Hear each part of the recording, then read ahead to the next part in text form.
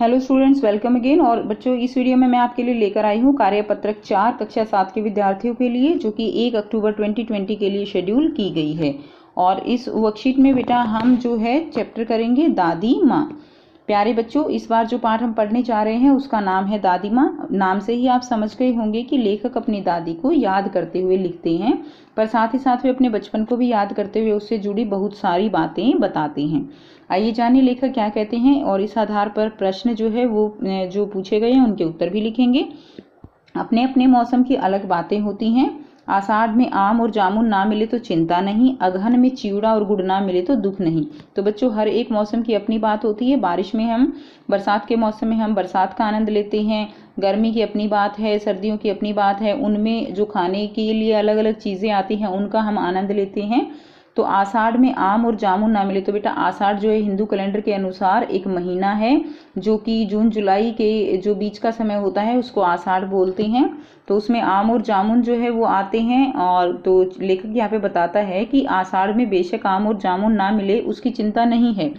अगहन, अगहन भी बच्चों एक हिंदू कैलेंडर के अनुसार महीना है, जो मार्गशीर्ष मास इसको बोलते हैं। नवंबर और दिसंबर के बीच में ये महीना पड़ता है।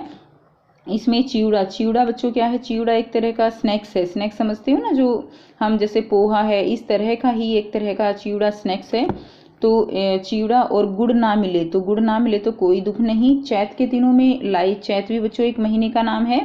तो चैत के दिनों में लाई के साथ गुड़ की पट्टी ना मिले तो अफसोस नहीं। तो लेखक कहता है कि यहाँ पे इन महीनों में ये चीज़ें बेशक ना मिलें, ठीक है, अफसोस नहीं है। लेकिन कुआर के दिनों में इस गंधपूर्ण झाग भर जल में कूदना ना हो तो बड़ा बुरा मालूम होता है। तो लेखक कहते हैं कि कुआर क्या है बच्चों? कुआर जो है यहाँ बरसात के दिनों को बोला गया है, कि बरसात के दिनों में जो पानी भर जाता है, गंदा पानी, उसमें से स्मेल आने लगती है, गंध आने लगती है, तो उसमें अगर बच्चे हों और वो ना कूदें तो बड़ा बुरा मालूम होता है। अब लेखक जो है अपने बचपन की बात यहाँ पर बता रहा है कि जो पानी इकट्ठा होता है उसमें वो जो है कूदता है। मैं भीतर हुड़क रहा था, तो यानी जो लेखक है वो अंदर ही अंदर जो है क्या हो रहा था, उसको वो तड़प रहा था उस पानी में कूदने के लिए। 2-1 दिन ही तो कूद सका था, यानी जो पहले जो है लेखक उसमें कूदा था, लेकिन क्या हो गया, वो बीमार हो गया। तो 2-1 दिन ही कूद सका था, नहा धोकर बीमार हो गया। तो फिर बीमार पड़ गया, जिसके बाद वो कूद नहीं पाया, इसीलिए वो अंदर से हुड़क रहा था। हल्की बीमारी न जाने मुझे क्यों अच्छी लगती है? तो लेखक यहाँ पे बताते हैं कि उनको हल्की बीमारी अच्छी लगती है। थोड़ा थोड़ा ज्वर हो, ज्वर का मतलब क्या होता है बच्चों? ज्वर का मतलब होता है बुखार। तो थोड़ा थोड़ा बुखार हो, सर में साधारण दर्द, और खाने के लिए दिन भर नींबू और साबू। तो ये बच्चों अपने बचपन में लेखक बताता है कि जब उनको थोड़ा थोड़ा ज्वर हो जाता, सर में दर्द होता, और तो उनकी दादी उनको खाने के लिए दिन भर नींबू और साबू देती। लेकिन इस बार ऐसी चीज़ नहीं थी, यानी अब की बार जो बुखार चढ़ा लेखक को वो जो है साधारण नहीं था। ज्वार चढ़ा तो चढ़ता ही गया, तो यानी जो बुखार चढ़ा तो वो चढ़ता ही चला गया, रजाई पर रजाई, और उतरा रात 12 बजे के बाद। और उनका बुखार जो उतरा वो कब उतरा? रात को 12 बजे के बाद। अब यहाँ पर बेटा शब्द मित्रता दी गई है, यानी जो मीनिंग है वो दिए गए हैं आपको। चिवड़ा का मतलब हम क्या लिखेंगे? चिड़वा। हुड़क का मतलब क्या होता है? तड़प। ज्वर का मतलब बुखार, और साबू मतलब साबूदाना। अब देखिए कुछ क्वेश्चन दिए गए हैं। लेखक ने कौन कौन से हिंदी महीनों की बात की है? बड़ों से पूछकर सभी हिंदी महीनों के नाम लिखिए। तो देखिए बच्चों, यहाँ पर लेखक ने कौन कौन से हिंदी महीनों की जो है बात की है। तो आप यहाँ पर हमने अभी देखा कि सबसे पहले हमने ये लिखेंगे हम आषाढ़, नंबर 1। नंबर 2 लिखेंगे आप अगहन। नंबर 3 लिखेंगे आप चैत, ठीक है। और भी आप लिख सकते हैं। तो आप जो है यहाँ पर और भी महीने होते हैं बेटा, आप बड़ों से पूछकर लिख सकते हैं। तो कुछ और एग्जाम्पल हम देंगे। नंबर 4 आप लिखोगे बेटा कार्तिक। नंबर 5 लिख दिए फाल्गुन। ये सभी हिंदी कैलेंडर के अनुसार महीने हैं। नंबर 6 आप लिख दीजिए बेटा श्रावण, ठीक है, सावन का जो महीना होता है, ओके। और तो ये जो है कुछ महीने हैं। अब देखिए नेक्स्ट क्वेश्चन, गद्यांश में कौन से खाद्य पदार्थों के बारे में बताया गया है? तो गद्यांश में बेटा कौन से खाद्य पदार्थों के बारे में बताया गया है? तो यहाँ से आप लिखेंगे आम और जामुन, ठीक है, चिवड़ा 2, और गुड़ बेटा, तो यहाँ लिखेंगे लाई के साथ गुड़ 3, ठीक है, 1 2 3। तो इन खाद्य पदार्थों के बारे में बताया गया है। और भी देखिए यहाँ पर जो है साबू, ठीक है बेटा। तो ये चारों पॉइंट जो है आप ही आंसर में लिख देंगे।